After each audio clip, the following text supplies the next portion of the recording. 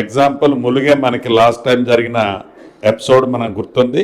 ఆ ములుగు లాంటి చెప్పుకోలేని రైతులు చాలా మంది ఇబ్బంది పడేవాళ్ళు ఉన్నారు. అగ్రికల్చర్ డిపార్ట్మెంట్ తో పోలీసు యంత్రాంగం టోటల్ గా కలెక్టర్ గారు మీ జిల్లా కలెక్టర్లు కోఆర్డినేట్ చేసుకొని ఎక్కడ నకిలీ విత్తనాలు, నకిలీ ఎరువులు, ఎస్పెషల్లీ ఇది విత్తనాల సీజన్ కాబట్టి విత్తనాలకి ఫుల్ ఫోకస్ ఉండాలి.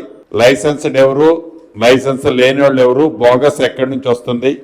ఎందుకంటే ఆరుగాలం పంట వేసిన తర్వాత దాని రిజల్ట్ ఎప్పుడు తెలుస్తుందంటే ఆ ఈల్డ్ వచ్చేటప్పుడు తెలుస్తుంది.